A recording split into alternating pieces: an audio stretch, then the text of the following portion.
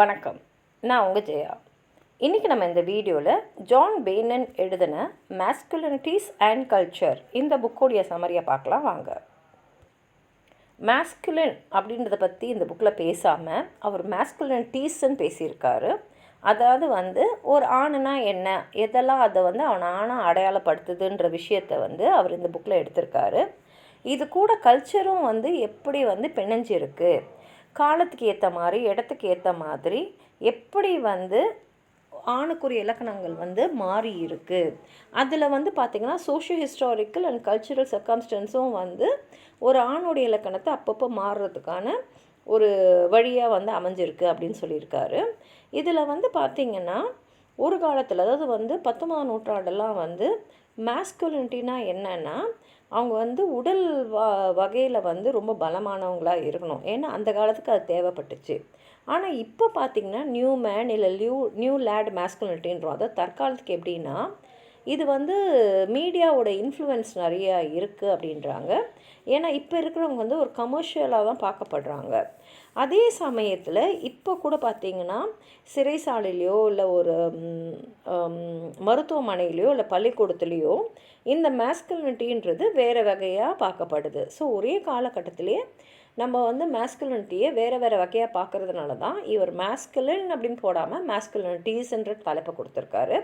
ஏன்னா மேஸ்குலினிட்டின்றது ஒரு விஷயம் கிடையாது, ஒரு ஸ்டாண்டர்டைஸ்ட் ஐடென்டிட்டி கிடையாது. இதில் நிறைய வேறு வேறு விதமான டைவர்ஸாக வேறு வேறு விதமான ஐடியாஸும் துண்டு துண்டாக இருக்கக்கூடிய நிறைய நேச்சர்ஸையும் பிணைஞ்சு தான் ஒரு மேஸ்குலின் ஒரு ஒரு தத்துவம் இவர் கொடுக்குறாரு. ஏன்னா அந்த மேஸ்குலினிட்டின்றது கல்ச்சரலில் பேஸ் பண்ணி தான் கன்ஸ்ட்ரக்ட் ஆகிருக்கு. இதில் கிளாஸு, எத்தனிசிட்டி, ஏஜ், செக்ஷுவாலிட்டி எல்லாமே இருக்குது. அதுக்கு மேலே சொசைட்டல் ஃபேக்டர்ஸ், அதாவது சொசைட்டி ஆணுன்னா எப்படி இருக்கணும் அப்படின்னு ஒரு எதிர்பார்ப்பு இருக்கு இல்லையா, அதுதான் இருக்குது.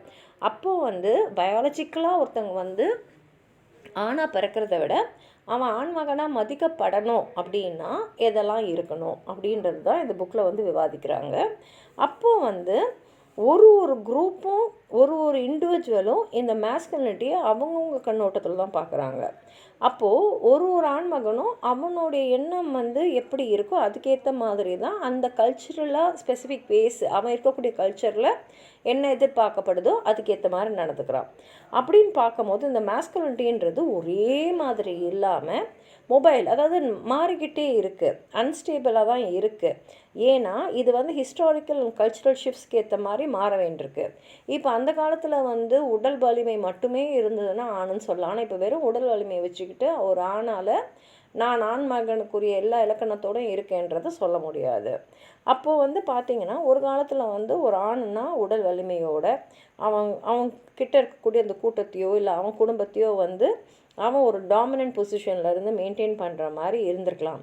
ஆனால் பிற்பாடு இந்த ஃபெமினிஸ்ட் அப்புறம் எல்ஜிபிடிக்யூ மூமெண்ட்ஸ் அந்த ஒரு காலத்தில் ஆண்மகனாக சொல்லக்கூடிய அந்த உடல் வலிமையை மட்டுமே ஆண்மகனுக்குரிய தகுதி இல்லை அப்படின்றத கிரிட்டிக் பண்ணி நிறைய டீகன்ஸ்ட்ரக்ட் பண்ணதுனால அவனுடைய கவனமும் எப்படியெல்லாம் காலத்துக்கு ஏற்ற மாதிரி ஒரு மேஸ்குலினாக நம்ம இருக்கிறதுக்கு என்ன செய்யணுமோ அதுக்கேற்ற மாதிரி அவனும் மாறிக்கிட்டே இருந்திருக்கான். அதனால் சொசைட்டியும் கல்ச்சுரலும் நிறைய ஃபோர்ஸஸை அவன் மேலே போட்டிருக்கு. இப்போ காலகட்டத்தில் பார்த்திங்கன்னா இது ஒரு குளோபலைசேஷன் அண்ட் கன்சியூமர் கல்ச்சர். அப்போ மேஸ்குலினிட்டியும் ஒரு ஆண் நீ வேறு வேறு ரோல்ஸ் எடுத்துக்கோ, லைஃப் ஸ்டைலில் நிறைய மாற்றங்களை கொண்டு வா, நளினமாக இருக்கவும் பழகிக்கோ அப்படின்னு சொல்லுது.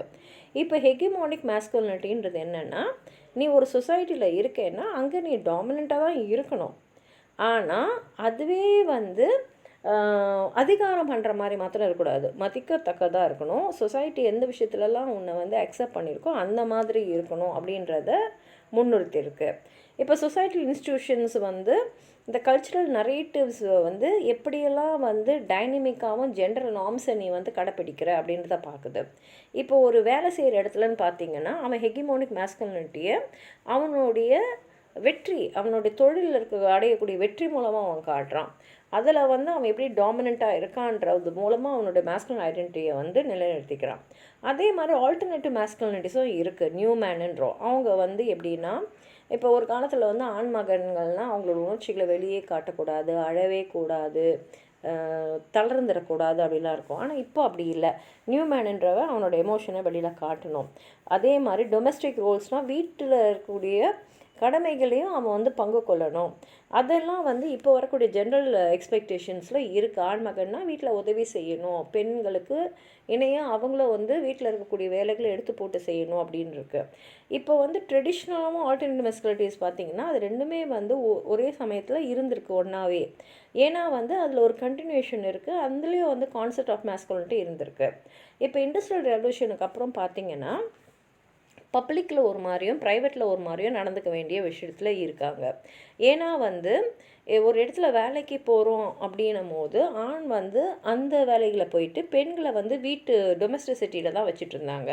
அப்போ வந்து ஆணாதிக்கம் அப்போ நிறையா இருந்தது. ஏன்னா ஆண்கள் தான் வந்து வீட்டுக்கு வேண்டிய பணத்தை, அதாவது பிரெட் வின்னர்ஸ்ன்றோம்ல, பொருளாதாரத்தை ஈட்டுறதுக்கு ஆண்களுடைய வேலையாகவும் பெண்கள் வந்து வீட்டை பராமரிக்கிறதாகவும் இருக்கிற வேண்டிய சூழ்நிலைகள் தான் வரலாறுல நம்ம பார்த்துருக்கோம். ஆனால் இப்போ இருக்கக்கூடிய சோஷியல் அண்ட் எக்கனாமிக் டிரான்ஸ்ஃபர்மேஷன்ஸ் அதெல்லாம் சேலஞ்ச் பண்ணியிருக்கு. பெண்களும் வந்து வேலைக்கு போக ஆரம்பிச்சிட்டாங்க. அவங்களும் வந்து பொருளாதாரத்துக்கு, அவங்க வீட்டுக்கு வேண்டிய பொருளாதாரத்துக்கு ஒரு ஆதாரமாக இருந்துட்டுருக்காங்க. அப்போ என்ன ஆகிடுதுன்னா, பொருளை ஈட்டுறவங்க தான் ஆண் மக்கள்னால் அப்போ பெண்கள் தான் அந்த வீட்டோட ஆண் மக்கள் மாதிரி நம்ம எடுத்துக்க வேண்டியிருக்கு. அப்போ மேஸ்குலினிட்டின்ற அந்த மாடல் வந்து இப்போ மாறின்ட்டுருக்கு. அதுவும் வந்து 2 உலக போருக்கு அப்புறம் பார்த்திங்கன்னா நிறைய சைக்கலாஜிக்கலாகவும் எமோஷ்னலாகவும் நம்ம வந்து இந்த மேஸ்குலினிட்டியோட நார்ம்ஸை வந்து நம்ம வந்து கொஞ்சம் மாற்றி அமைச்சிருக்கோம்.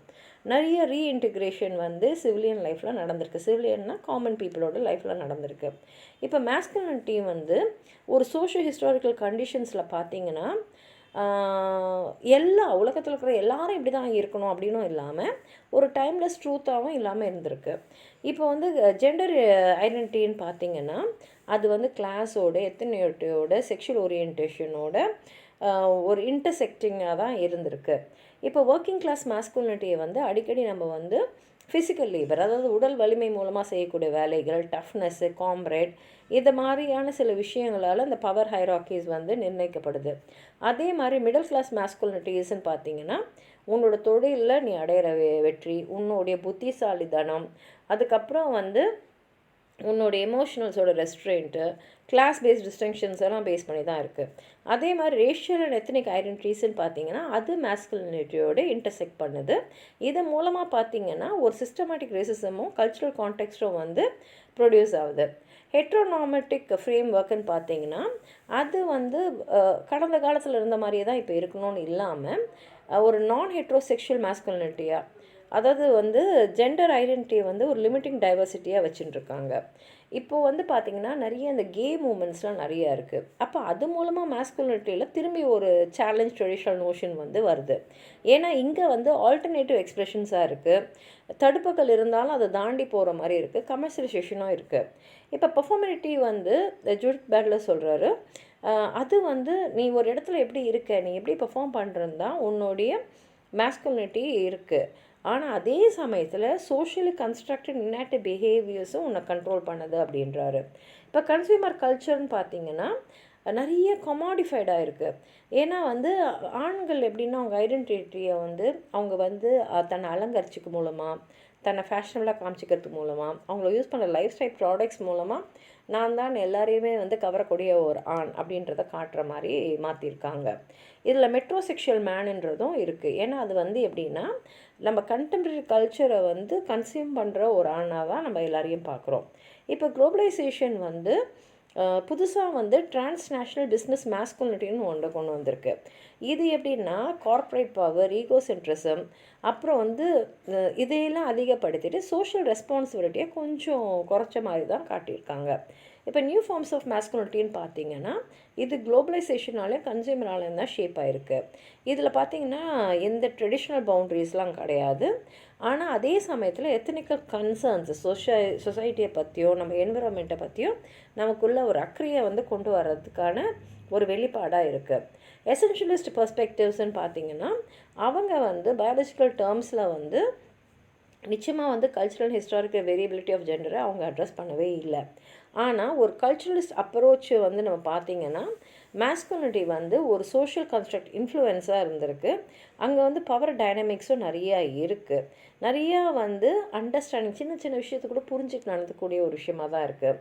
அப்படின்னு பார்க்கும்போது மேஸ்குலினிட்டி வந்து நிறைய செட்டிங்ஸில் இப்போ வந்து ஸ்கூல்ஸாக இருக்கட்டும், ஒர்க் பிளேஸாக இருக்கட்டும், மீடியாவாக இருக்கட்டும், பாப்புலர் கல்ச்சர் இது எல்லாமே வந்து கல்ச்சுரல் சொசைட்டல் சமுதாயம் கிட்ட என்ன எதிர்பார்க்குதோ அதுக்கேற்ற மாதிரி மாறி இருக்காங்க. இப்போ எக்ஸிஸ்டிங் ரிசர்ச் பார்த்திங்கன்னா மேஸ்குலினிட்டின்றது மேல் பிஹேவியரில் வந்து என்னென்னலாம் சேலஞ்சஸ் இருக்குது. இப்போ நிறைய ஸ்காலர்ஸ் வந்து ஜெண்டர் அண்ட் ஐடென்டிட்டியை ஸ்டடி பண்ணிகிட்ருக்காங்க.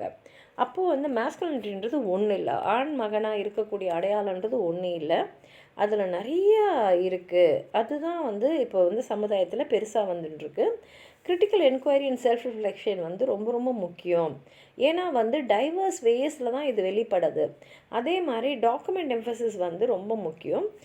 ஏன்னா வந்து அந்த ஜெண்டர் ரிலேஷன்ஸை நம்ம ரீஇமேஜின் பண்ணுறோம்.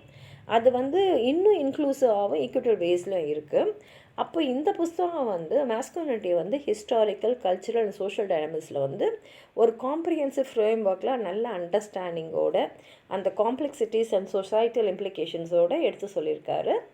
உங்களுக்கு ஏதாவது சொல்லணும்னு நினச்சிங்கன்னா கீழே இருக்கிற கமெண்ட் பாக்ஸில் எழுதுங்க. இந்த வீடியோவை லைக் பண்ணுங்கள், உங்கள் ஃப்ரெண்ட்ஸோடு ஷேர் பண்ணுங்கள். சப்ஸ்கிரைப் பண்ணாதவங்களாம் ப்ளீஸ் சப்ஸ்கிரைப் பண்ணி சப்போர்ட் பண்ணுங்கள். நன்றி.